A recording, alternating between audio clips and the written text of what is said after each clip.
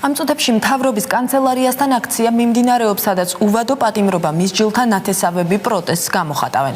აქციის მონაწილეები ასეთი განაჩენით დაპატიმრებულთა საქმეების გადახედვას და მართლმსაჯულების ხარვეზების დამდგენი კომისიის დროულ შექმნას ითხოვენ.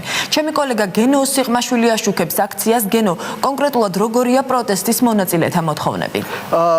სოფო, პროტესტი მშვიდობიანია, აქ მთავრობის კანცელარიასთან მიმდინარე აქცია მშვიდობიან ხასიათს ატარებს, თუმცა აქ შეკრებილებს რამდენიმე მოთხოვნა აქვს და აქედან ერთ-ერთი ძირითადი მოთხოვნა არის, რომ უადო თავისუფლება აღკვეთილი პატიმრებს გადავიდნენ ბადიან სასჯელზე და მათ კონკრეტული რიცხვი განსაზღვროს სასჯელის, რადგან 2012 წლის საყოველთაო ამნისტია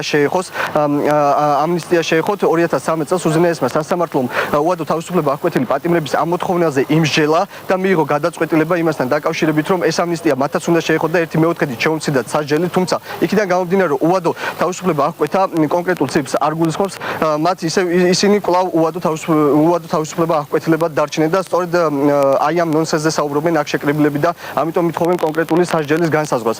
ასევე აქ იმყოფებიან ადამიანები, რომლებიც აცხადებენ, რომ საჭიროა გაეროს რეკომენდაციაზე გადასვლა, რაც გულისხმობს იმას, რომ 8-დან 14 წლამდე სასჯელის პერიოდში მყოფი ადამიანებთან დაკავშირებით შეიკრიბოს სპეციალური კომისია, რომელმაც იმსჯელოს შეიძლება თუ არა ამ ადამიანების გარეთ გამოშვება. ისინი მოითხოვენ, რომ მათაც შეეხოთ ის შეღავათები, რომელიც კანონმა თითქოს გაწერა, ამნისტიის შესახებ კანონმა, 2012 წლის 28 დეკემბრის კანონმა, მაგრამ რეალურად მათ არ შეეხოთ. ყველა პატიმარს შეეხო აბსოლუტურად, რაღაც შეღავათი, ან მეოთხედი მოაგდა, ან მესამედი, ან განახევდა, ან ზოგი საერთოდ გათავისუფლდა, მათ ჩაუწერეს, რომ მოგაკლდეთ 1/4 და დაგცეთ უადო თავისუფლების აღკვეთა, რაც არის ცინიზმი და დაცინვა. დღეს ერთ-ერთმა პატიმარმა რუსთავის მეექვსე დაწესებულებაში ხელი და ფეხი მიიჭედა საერთოდ მოშიმშილე პატიმარმა. ახლა შეიძლება კაცმა მკითხოს, თქვენი შვილი გარდაცვლილია ის, მაგრამ ეს ადამიანები ხეცები ხომ არ არიან? 83 თუ 84 პატიმარია სულ, აქედან 3 ქალი. იყო დაპირება, რომ ამ ხალხსო ღია დაწესებულებაში გადავიყვანთო, ვაშენებთო, ბატონი სოზარი ამბობდა. სად არის? 3 თვეში იქნება. აბა სად არის ეს 3 თვე გერა? 1 წელი გავიდა მას მერე. დღეს ვაპირებთ კიდევ ერთხელ, რომ შევიტანოთ პრემიერ-მინისტრის სახელზე, პრემიერის სახელზე განცხადება, რომ გადაიხედოს ეს საქმე. მარტო დაპირებები ჩვენ არაფერს არ გვინდა, მარტო პირდებით ჩვენ გვინდა, რომ ეს რეალურად განხორციელდეს, რეალურად გადახედო რამ ყველაფერ საქმეს.